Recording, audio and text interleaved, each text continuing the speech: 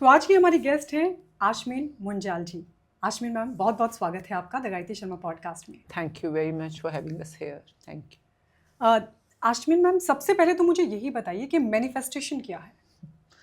आजकल बहुत फेमस एक वो कहते हैं एक जिसको हम कहते हैं ना फैड, फैशन की चीज़। तो आजकल का लेटेस्ट फैशन समझ लीजिए आप। मैनिफेस्टेशन। मैनिफेस्टेशन लोगों को बहुत अच्छा लगता है बोलने में, मैनिफेस्ट करना, इट्स माय मैनिफेस्टेशन, ये हो गया पूरा। और लोगों के हाथ का खिलौना समझ लीजिए, नया खिलौना मिला है, I like to play, so they are really enjoying it. तो सरल शब्दों के अंदर एक नया फैड है जिसको लोग बहुत ज़्यादा यूज़ कर रहे हैं। अगर आप इसका गूढ़ मतलब समझे तो ये सदियों से, युगों से एक तपस्या है, एक जिसको हम जप करते हैं, तप करते हैं, संयम रखते हैं जिसके अंदर। तो एक तरह की तपस्या जिसको हम बोलते थे, तपस्या का ही मॉडर्न वर्जन आप मानिए मैनिफेस्टेशन है। जैसे हम मंत्र और प्रार्थना करते हैं। हाँ, मंत्र प्रार्थना, एक समाधि में रहना, एक तरह की शीलता में रहना, एक तरह की एक पर्टिकुलर एक डिसिप्लिन में बन के रहना और पेशेंस रख के काम करना। कि जैसे ब्रह्मा, अगर आप उनको खुश करना चाहते हैं, रावण ने किया था फॉर एग्जाम्पल, तो रावण मैनिफेस्टेड ब्रह्मास्त्र, है ना, he manifested, he wanted Brahmastra, he got it. तो मैनिफेस्टेशन को सरल शब्दों में समझे तो जो आपको कोई ये नहीं कि चलती फिरती कोई चाहत है या इच्छा है, एक ऐसी इच्छा जो बहुत प्रबल है, बहुत प्रगाढ़ है, और जो कि आपके अंदर शिद्दत बन जाए कि ये तो मुझे चाहिए ही चाहिए। और जब वो शिद्दत या जो आपका संकल्प है वो आप सिद्ध कर दो, सिद्ध मतलब उसको आप पालो। तो इस पूरी प्रोसेस को कहा जाता है मैनिफेस्टेशन। कुछ आपका संकल्प था, आपने उसको सिद्ध कर दिया, that means you manifested it.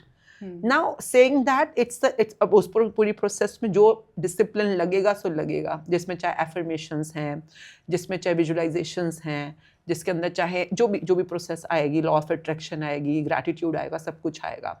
अब रावण तपस्या में बैठा है, समाधि लगाकर बैठा है कि भाई उसको मैनिफेस्ट, अब वो कर रहा है ब्रह्मास्त्र, अब उसको सिद्ध करना है उसको। अब ये थोड़ा सोचेगा कि ब्रह्मा तुम मुझे कब तक दे रहा है, नहीं दे रहा है, मतलब देगा कि नहीं देगा, यू नो।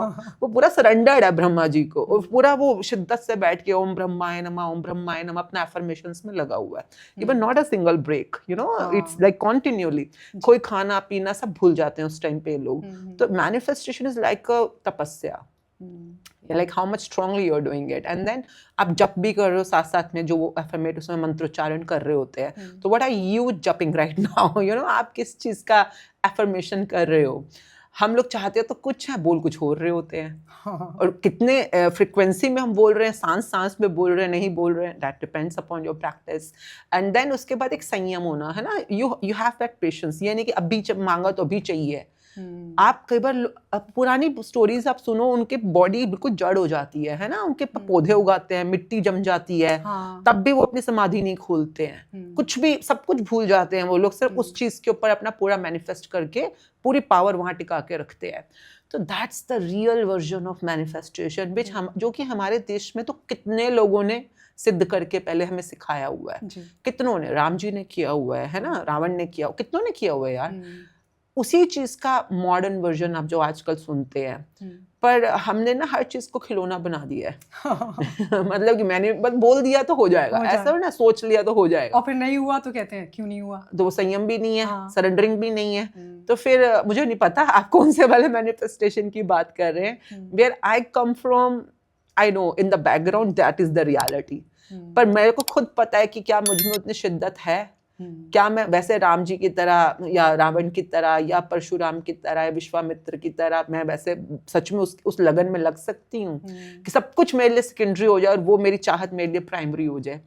तो this is something we all are in the discovery of.